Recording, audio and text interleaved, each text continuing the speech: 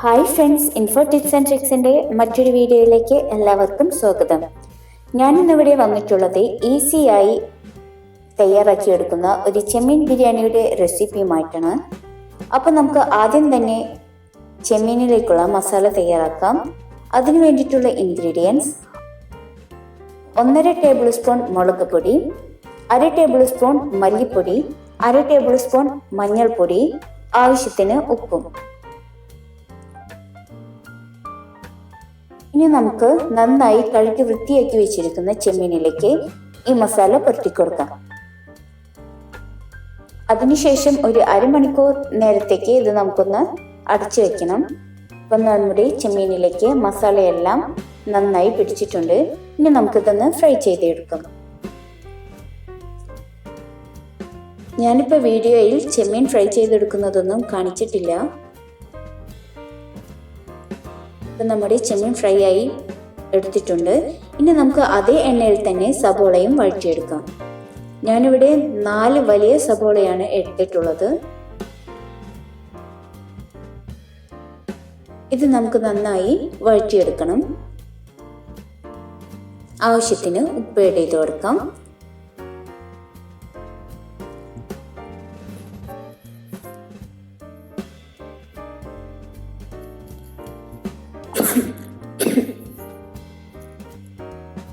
ഇപ്പം നമ്മുടെ സബോള നന്നായി വഴറ്റിയെടുത്തിട്ടുണ്ട്.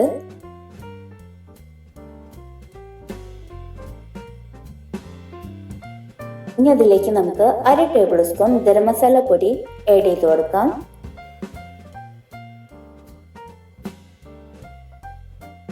അതുപോലെ തന്നെ ഇഞ്ചി, വെളുത്തുള്ളി, പച്ചമുളക് ചതച്ചെടുത്തത് ഇവയെല്ലാം ചേർത്ത് കൊടുക്കാം. ഇതെല്ലാം ഒന്ന് നന്നായി വഴറ്റിയെടുത്തിട്ടുണ്ട്. ഇനി നമുക്കതിലേക്ക് ഒരു 1/2 ടേബിൾ സ്പൂൺ മുളക് പൊടിയും അതുപോലെ തന്നെ മല്ലിപ്പൊടിയും ആഡ് ചെയ്ത് കൊടുക്കാം.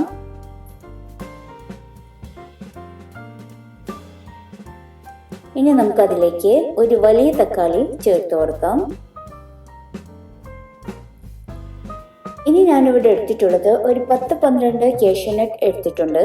അത് നമുക്ക് കുറച്ച് വെള്ളം ചേർത്തിട്ട് അടിച്ചെടുക്കണം. അത് നമുക്ക് ഈ വഴറ്റിയെടുത്തിട്ടുള്ള മസാലയിലേക്ക് ചേർത്ത് കൊടുക്കാം.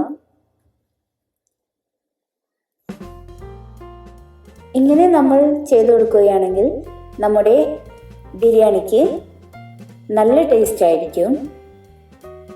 കാഷ്യൂനട്ട് ചേർത്ത് കൊടുക്കുന്ന ടേസ്റ്റാണ് ഈ ബിരിയാണിയുടെ ഹൈലൈറ്റ്. അപ്പം ഇനി നമുക്ക് റൈസ് തയ്യാറാക്കിയെടുക്കാം. അതിനു വേണ്ടിയിട്ട് ഞാൻ 4 കപ്പ് അരിയാണ് ഇവിടെ എടുത്തിട്ടുള്ളത്. അതിലേക്ക് 7 കപ്പ് വെള്ളമാണ് ആഡ് ചെയ്ത് കൊടുക്കുന്നത്. വെള്ളം തിളച്ച് വരുമ്പോൾ നമുക്കതിലേക്ക് 2 ഏലക്ക, 2 കറുകപ്പട്ട, 5-6 ഗ്രാമ്പു ഇവയെല്ലാം ചേർത്ത് കൊടുക്കാം. അതിലേക്ക് 1.5 ടേബിൾ സ്പൂൺ ഗീയും ആഡ് ചെയ്ത് കൊടുക്കാം.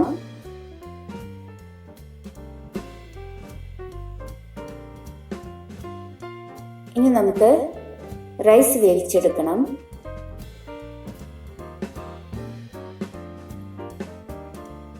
ഇപ്പം നമ്മുടെ റൈസ് ഇവിടെ തയ്യാറായിട്ടുണ്ട്.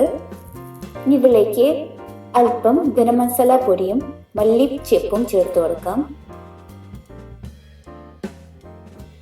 ഇനി നമ്മൾ തയ്യാറാക്കി വെച്ചിരിക്കുന്ന ചെമ്മീൻ മസാല ആഡ് ചെയ്ത് കൊടുക്കാം.